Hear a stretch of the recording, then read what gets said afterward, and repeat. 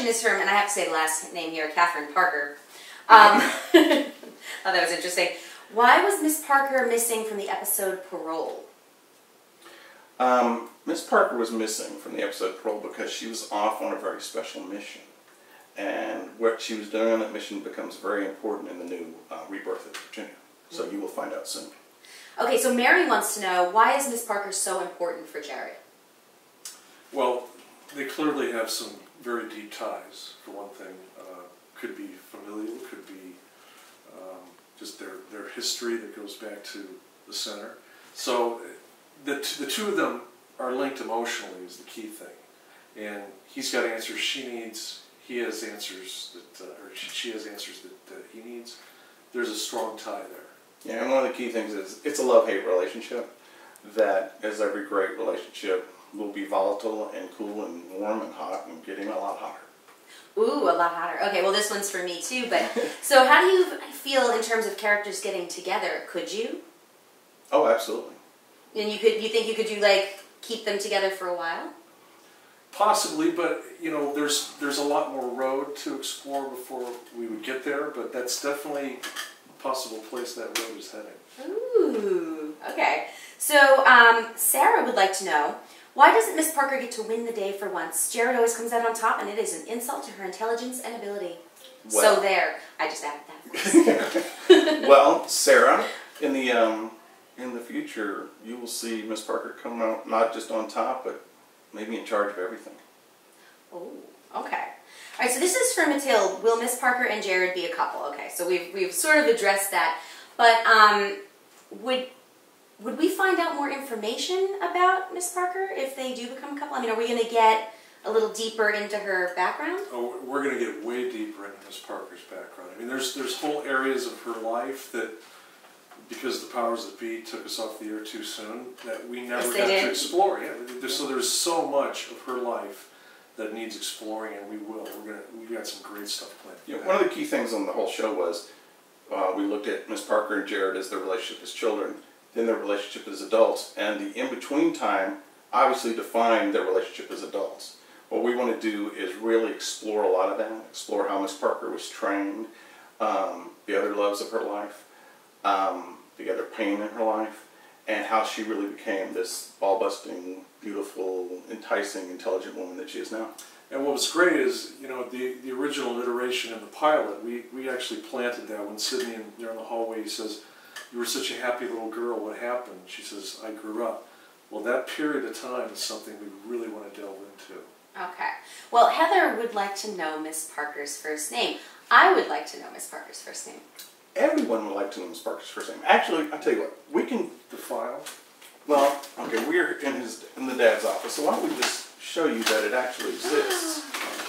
Okay, but you have to keep it quiet, okay? Okay, okay. Okay, Miss Parker's first name in the exploration, for what it is, don't open it yet, Okay. will be explored and dealt with early on in How We Come Back.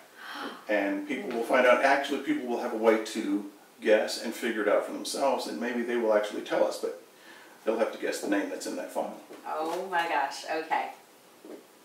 Ooh, that's a really pretty name, I like that. It is, and it's tied to her mother's heritage, so that's the only clue I'll give today. Oh, that's really cool. So anyone wants to send me presents? No, I'm kidding, I won't say a word. They'll kill me. I will give this to you even though I want to sneak it out. Thank you. Okay, so Rick wants to know, of course, what happened to the clone, and Suzanne wants to know what happened to the clone. And I know we addressed that earlier, but is there anything else you want to say about cloning? I mean, because if they can clone him, they can clone anyone. True, and to kind of follow up on what Craig was saying is you can clone anyone, and genetically they're the same, but it is the environment you're raised in and who and what you are inside. And that's one of the things that's key for us in the entire show is exploring who Jared is inside, why he has such a moral compass when other people don't. But, you know, Sydney has a compass that he's always dealing with. Is he going north, south, east, or west, especially in his relationship to Jared? And why? What is it about him? So we're going to explore that. And particularly Miss Parker and all the other characters on the show, everyone has something that's they're dealing with inside that will help their direction. So genetically they may be the same as anybody who may be cloned, but it's who they are and how they were raised. And one of the things we've always liked is that the idea of that mirror image, we have a lot of twins in the show. I know there was a question, I think, online. Somebody asked, why did you use the same actors to play, let's say, a different role? And we love the idea of the mirror image, of somebody being able to kind of look at themselves even though it's a different person. And there's just something very kind of insightful in that, we find. So we always wanted to do the twins, we always wanted to do the cloning, and it's all tied together. Yeah, and as a pretender, Jared is a mirror image of himself in every iteration he is. And it allows us all to look at the different reflections we are of ourselves. Facets, yeah. Well, Natalie asked, and this is sort of interesting, and the reason I asked those clone questions again is sort of because of this, is Mr. Parker dead? Natalie's asked a lot of questions. And one of the questions Natalie asked has to do with Miss Parker's name. And Natalie's question was so good, we actually are going to use it. And we took her question, we put it into what we're writing. And actually today, I got an email from her giving us her permission to use her name. So Natalie's asked, alright, so in the show, or in the next story as it comes out, not only will Natalie's name be in the show, but she got to choose where in the center she worked. So we'll have to, you know, stand by and see what happens. See where she is. The snack bar? You never know.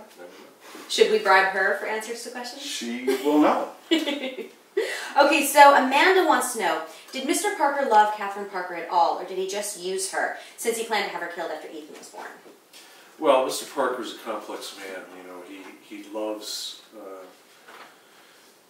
and he hates. You know, and he gives loves and he takes it away as soon as he gives it. He's a very controlling man. So what we really want to explore with him is why. And he, in one way, may be the most loving person in the whole Pretender saga. And he may be the one person without a heart. Ooh. A man of extremes. I like that. That's a good way to describe him. Oriana would like to know, was Mr. Raines really Miss Parker and Mr. Lyle's father? Boy, that'd be horrible, wouldn't it? Imagine that, yeah. Again, that's areas that we're going to be doing more exploration as we roll out. And it's, again, anything's possible. And what's nice about it is we'll find out that Jared knows those answers. And in many ways, it's a nice thing for him to hold over their heads because all he wants to know is who he is and who his mom and dad are. And the fact that he actually knows that about them makes them all the same person and dealing with the same hurts and pains. Nice. So this question is from Ask Dr. Mike. What's the secret behind Mr. Lyle and his thumb? Well, he hitchhiked on the wrong road.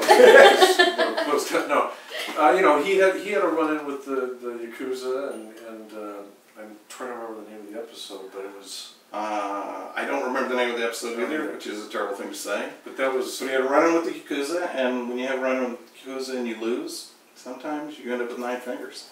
No one comes out of that well. No. Yeah. No. Okay, so this is from Wendy. Who thought up the Oniesius and why? Well, if you notice over Craig's right shoulder, Oniesius just happens to be there. And, you know, some people wonder where we got it or if Mr. Parker had it, but the truth is, I stole it. And Oniesius is the heart of Jared. It's what he is. He fights for the little guy. And there'll be a lot more about Oniesius as we go forward and what that really means.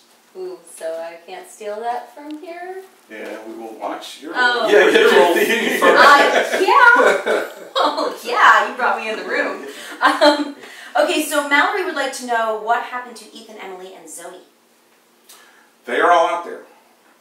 They are all parts of Jared's heart that are out there running free, and he will go and find them, put his heart back together. Well, she also wants to know about Baby Parker. Baby Parker is a whole other story. Oh. Baby Parker's out there. The question is, who is Baby Parker? Yeah. And what is Baby Parker growing up to be right now? And she might be right there at the center. Yeah. Ooh. Ooh.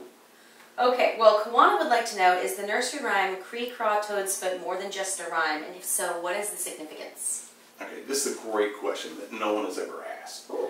Ever. And yes, Cree Craw Toadspud, not only is it not just a nonsense nursery rhyme, the truth is it's not nonsense at all. It connects Jared to his parents, and if you can decipher the clue within it, you'll have a much better chance of finding who his parents really are. Well, I'm about to go do some analysis. That's really cool. Okay, so Anne asks, is the song that Jared sings since his very first beginning at the center till the end, the only thing he truly remembers of his past life, sort of a clue that Margaret gave him or something? Is this song important to the story?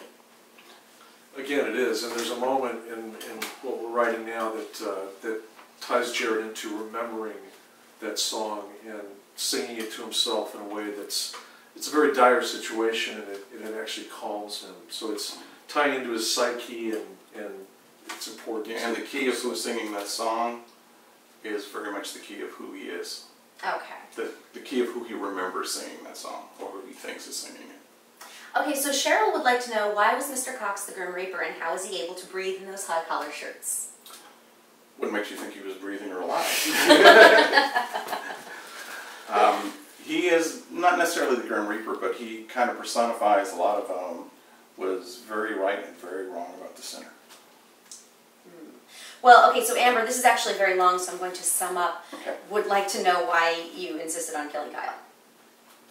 Well, killing Kyle was an act of sacrifice, and our main hero, Jared, is a man who believes in sacrifice of himself for other people, and we felt emotionally that was just a really strong way to tie Jared into his brother, and as so often happens at the center, maybe Kyle is still out there too. Ooh.